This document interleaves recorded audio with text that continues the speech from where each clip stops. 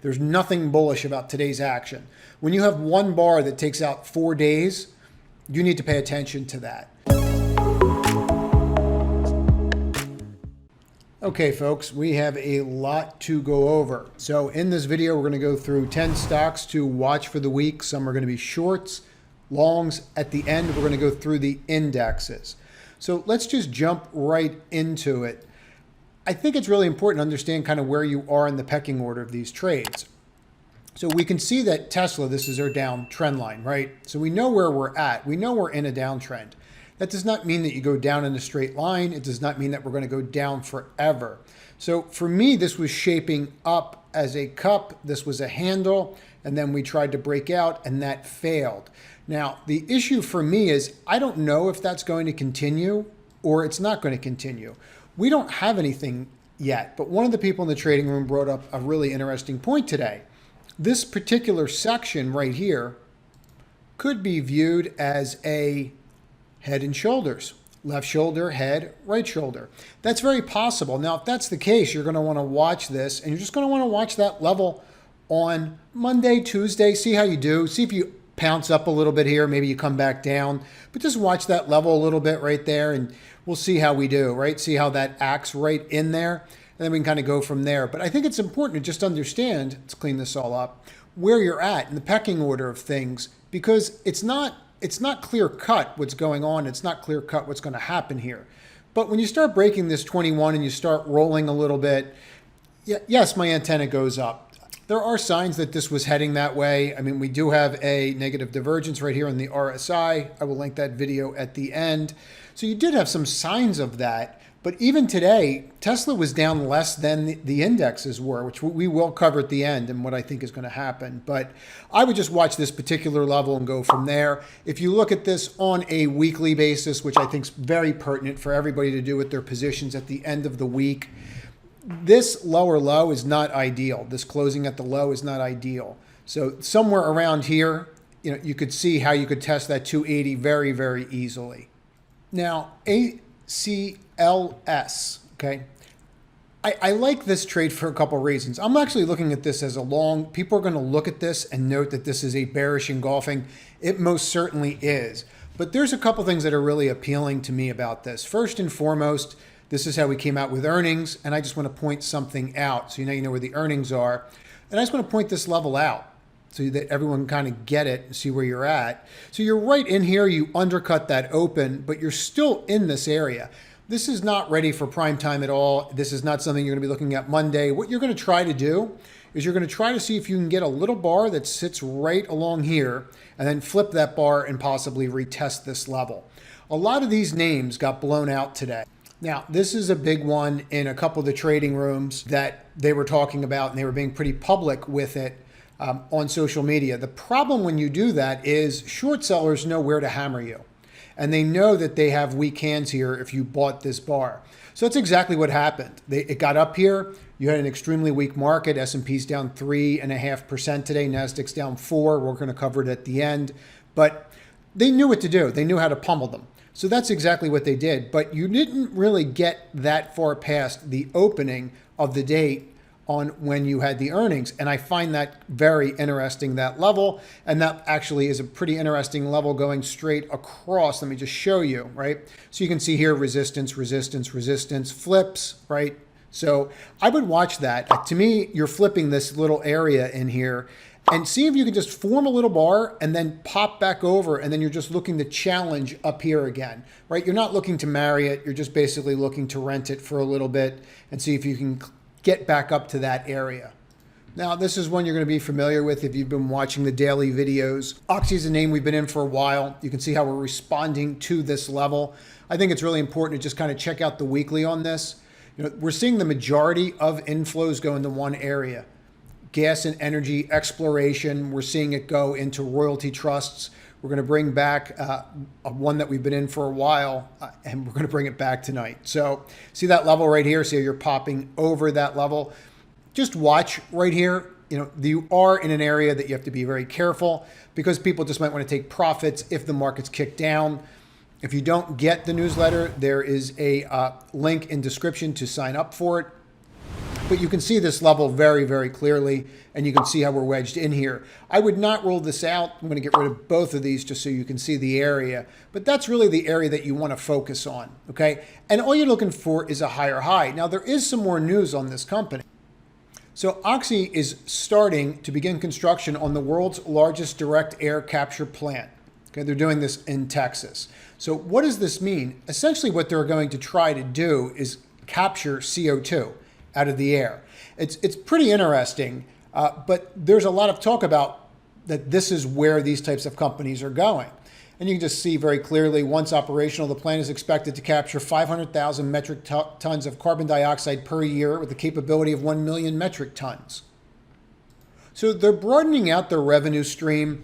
We know we have a very deep buyer. We know Warren Buffett wants to own 50% of the company. It's my opinion that he's probably going to wind up taking the entire company private at some point. Now, everybody will remember this one, BPT.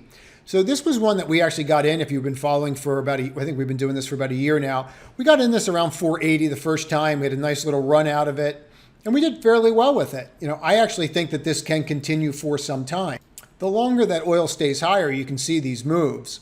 And that's just because of the dividend that it's been paying and the consistency of the dividend. Now, if you look at where you're at right now and we're looking for a trade, are we seeing money flow into it? Not exactly, and it's not perfectly positioned. But you do have a little flag setting up right here, and you have a doji right here that you could kind of focus on and see if you could pop over that. Now, what's appealing to me is I'm right there. So if I can get up and over this as well after this, this probably ties in with the next day or two, right? I don't think this will trigger on Monday, but how tight you are in an area today shows where the money flow is going. It was pretty clear where money went today. So I do think that you have the possibility of popping over that level. And then if you can get over that level, you could probably get to this big wick, 1950, possibly start forming a cup and then re-challenging these highs. I don't see oil prices dropping anytime soon. Quite frankly, we've been through these kinds of peaks and valleys with these kinds of names. Everyone will remember Boyle and UNG, but if you look at Boyle, this is when we were breaking out and then everyone thought natural gas prices were going to come in. This came all the way back down from 140, it's a 2x ETF on natural gas, to 39, to all the way back to 120. These are the kinds of moves you're seeing right now in energy, and I don't think they're going to stop. Casey was one we had in from last week, and it just never really triggered. So here's your level, and you're holding it. And I just think it's pertinent that this is your breakout bar. Yes, here's a bearish engulfing, which we want to watch. Here's a mini bear flag in this. So there's a lot going on here, but when you go to buy gas, that spread between oil and gasoline is called the crack spread. That spread is extremely wide. Casey owns gas stations, so they benefit greatly from this. I don't see this going away. You can see that these stocks have had huge moves. Here's Murphy, very, very similar type of situation. But if you go through these and you look at them on the weeklies, to me, they're really setting up.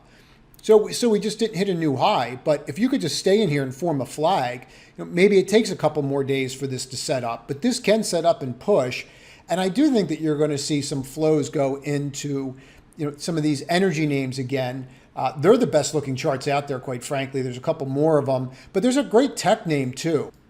So Snow came out with earnings and they absolutely crushed. And yes, it's on the list and I'm watching this level, 202.49. Why are we watching that level? We want to see if it can break out and see if it can push. So I do think that we can get through this. I think it's fascinating in a market where the NASDAQ's down 4%, we couldn't close over the open. So I wouldn't rule it out because you sold down. If you were in this trade and you were fortunate enough to be in there for earnings and you came in today and you're up 28% in 2 days, and you're in a position where you're watching the NASDAQ crater, you're probably going to take a profit or trim your position. But I think it's very important at how this held in there. Look at this on the weekly. So I like using weekly charts at the end of the week for obvious reasons, but you get a different perspective. Now, here clearly you can see that level, but if you can get above that, you can start working your way up to 22, right? You can see how that could happen, 243. And we have an advantage here. So this is the single greatest volume that we've ever had. So we've never had volume greater than this. And I think that's very important to understand. So if this is the strongest volume you've had all week and you're holding in there in one of the weakest days that we've had, today was probably the weakest day that we've had, technically speaking, since April. So when you see something like that, I think it's very pertinent that you watch that and then see how you act. Now, CEIX, Consol Energy, this has been one that's just been on an absolute tear. Names I'm looking for today are names that did not break below their opening prices. I understand the dojis and I understand what this pattern is. For me, there's something very specific that I saw here that hit one of my scans.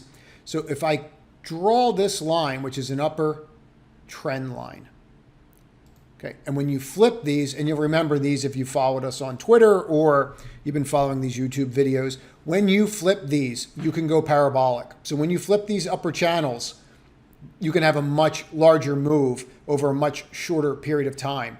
I feel like this is leaning there. Now, you're going to want to make sure that you clean up this area and these wicks, and you can drill into that a little bit on the weekly and see what you're dealing with. And people are going to look at this and go, well, it just keeps going up. Stocks can be more irrational longer than we can stay solvent, right? So that works both long and short. So if it's not your idea because you're not fortunate enough to buy it or get in it down here, don't do the trade, right? It's really that simple. What I'm simply suggesting is this is a pretty easy setup if you can get above this. And when you start seeing inflows next week, if the market stays weak, market's going to go to what's hitting new highs. I mean, it's really that simple. That's where money's going to flow into. It's going to go, what are at all-time highs? These are, okay, this is where I want to put my money. I don't care about the return as much, especially if it's energy-based and especially if the NASDAQ does get worse. So, and it's possible it gets worse before it gets better, but we're going to go over that in detail shortly. S&P, China, Petro. So why this company? So we have some of the trade agreement worked out. You had Gensler from the SEC saying that they're going to delist possibly 200 companies. I don't see him delisting companies like this if you're going to have a trade agreement. I'm pretty sure that they would work some kind of language in there. At least I would hope so. So if you just get rid of these lines, and I don't like really using them when they're going straight across. Moving averages are great when you are in a trending market, and trendless, it's kind of annoying sometimes. So they just lag too much. But you see the breakout right here, see the bar, and then you can just see how you're trying to walk your way up and through this gap. So I think this is very interesting, and it would definitely be on my radar to fill this gap. Now, one way to always determine these gaps and the probability of them going or the speed is just use volume by price, click down, and you can see some things that just really stand out. Number one, you can see all the volume here. So all this volume here, right? And then you align it with all this here. Well, it tells you when this was purchased, right? So all this was probably purchased here, and there's an easy way to figure that out.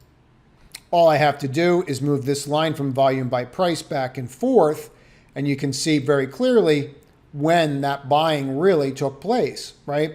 So if you come here, and let's start from back here so you can see what I'm talking about. And you can see that the majority is here. So if you're using this particular time frame, you can see the difference. So by understanding that the volume is exceedingly picking up and that this is where the majority of that volume is, people are completely overweight here. You can see that from the point of control and the VWAP, but you can actually get and understand the magnitude of that by looking at this volume and including this volume and this gap in there. So these are levels to watch. To me, it looks like this could possibly gap fill. A full gap fill would be to the previous close. I don't think that's unrealistic in this kind of market and the sector that it's in. Now, DQ, see that level right here? See that breakout? So on the trade news, this moved up. We obviously know that they are in the solar space, which is the number one performing sector out of 197 by MarketSmith, which I do use MarketSmith when people ask if I use screens. I definitely use them for their industries. So what do we have here? We have a company that is based in China, which is benefiting from the trade agreement. Then we have the number one industry. On top of that, if we just very simply go here and go back 12 months and go, okay, when was the last time you had volume like this? Well, you didn't. So as part of the trade agreement, going to be getting rid of some kind of Chinese tariffs. I have no idea. All I'm telling you is that volume is absolutely insane in this kind of market.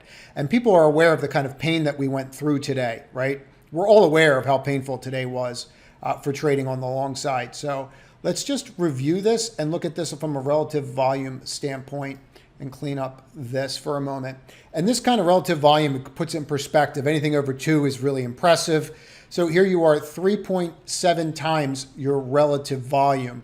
That's definitely something that you want to kind of look at, right? When you see those spikes, like when you see a spike like this in your volume here, let's go through this.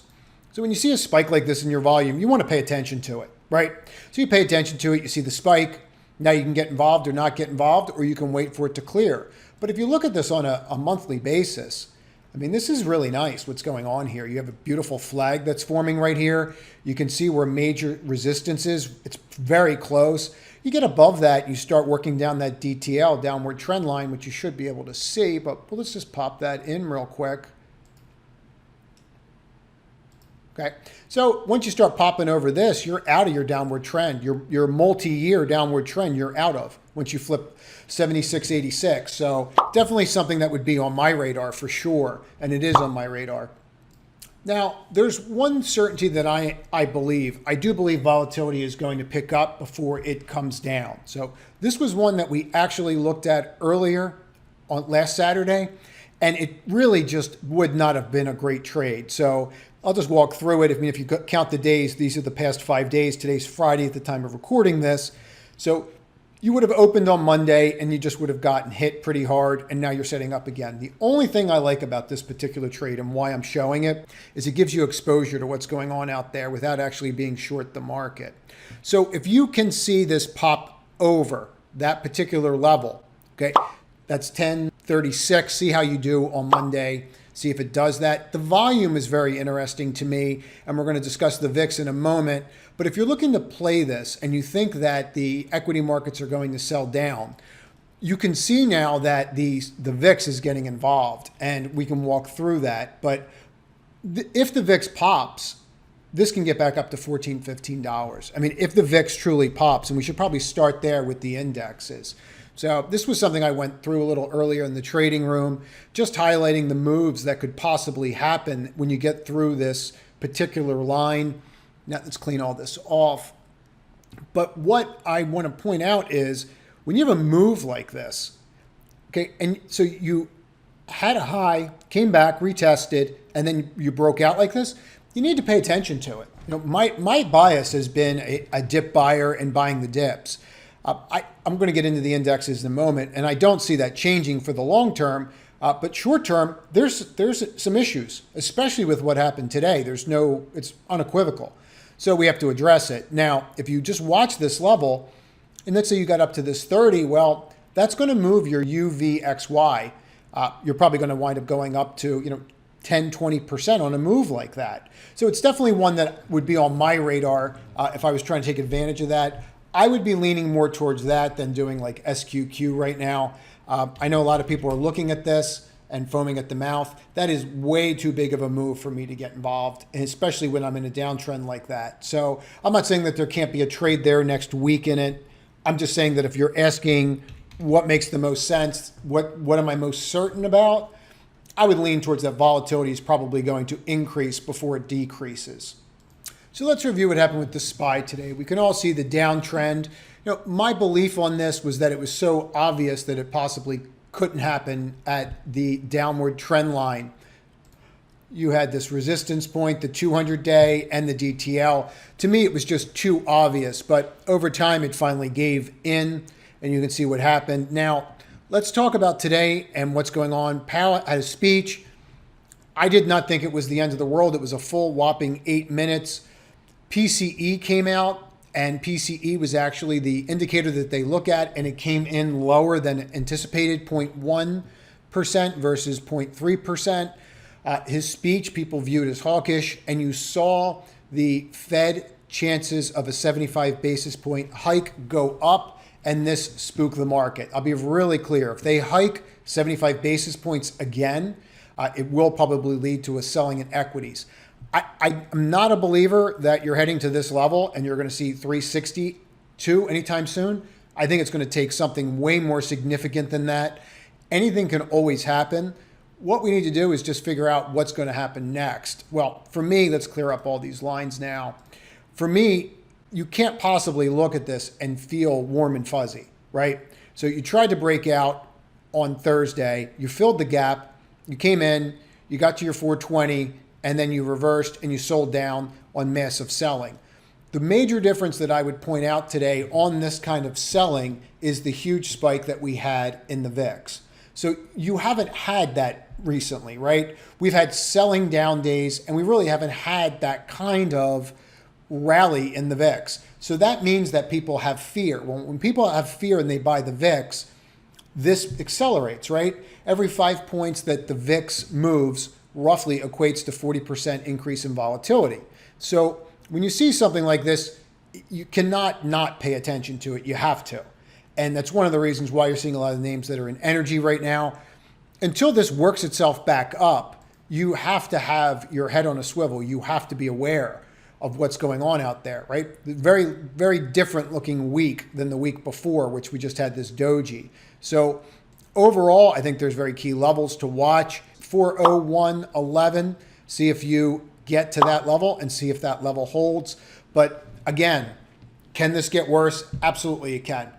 And today's selling, this was bad. This was really bad. And there was no buying whatsoever. We didn't see much buying at all. There were a couple times where I actually put my toe in the water with ETFs, some futures, things like that, to see if they were going to hold key levels, and we just didn't. And let me get rid of all these levels for a moment. And you can see the same reversal here on the Qs. You just broke down. Okay, it's just really that clear. There's very little to say about it. We got right back to that 330 level. That's been our nemesis right in here, right? Flipped it like we were going to go. Doji broke the doji. And then that's been it ever since. So you're going to want to just watch this area very closely.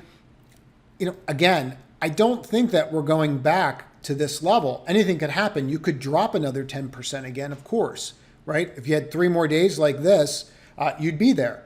So it can happen. But I do think that you have to just kind of watch where you're at and see if you can hang in there. I don't see how you're hanging in there without having more pain first, right? When you have a bar like that, even if you gap up, I don't see how you don't come back down and at least retest this. This was really vicious, and it was just incessant. If you look at it on a 15-minute, this is what you dealt with all day. And all these levels that you should have held, like here when you started to try to flip and make a higher high, it was just luring you in, right, perfectly, and then it does it again. Here's your little doji, it pops over and does it again, and then sells down. So you really just need to be very, very cautious here. I can't stress that enough. So I'm still a dip buyer. I'm not buying this until this settles down. I'm staying out of the way. I am interested in the names I presented on the energy front for sure. Snow's very interesting to me as well, but energy is going to not be as affected and might actually see inflows based upon this. IWM, nothing was really saved on them.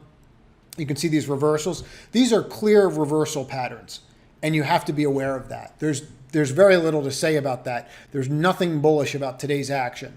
When you have one bar that takes out 4 days, you need to pay attention to that. So if you got stopped out today, congratulations, because that means that you have a system in place that worked, right? Keep that in mind. Now, if you take a look at what's going on in the bond market, you're rallying on bonds. So the question is, why are you rallying on bonds? I have my belief on that people think that the Fed is going to overshoot. People are starting to lean that way. You saw TLT start to get acquired. People start buying that as well. So focus on those names, but focus on these levels. Okay, and if you see these lower lows go through, if you start seeing these breaks like 405.25 on the SPY or the Qs, if you see these levels break, I'll just put them out there so we can mark them as key levels, right? You break 307.35. If you start clearing these levels out, you have to realize there's going to be more pain behind you, and you're probably going to want to get out of the way. And this is one of the reasons why we were so heavily laden 188.66 into energy this week, and that will continue. You're sitting right there. So I'm not overly worried about it. I'm more concerned about what I saw happen in tech today, and I'm hoping that maybe there's one or two more days of pain, and then maybe we can find a bottom and start basing again. That's all I have. If you're interested in the trading room, it's open for the next 3 days. There will be a link up here in the top right. You can preview it. Everybody have a great evening and trade to win on Monday.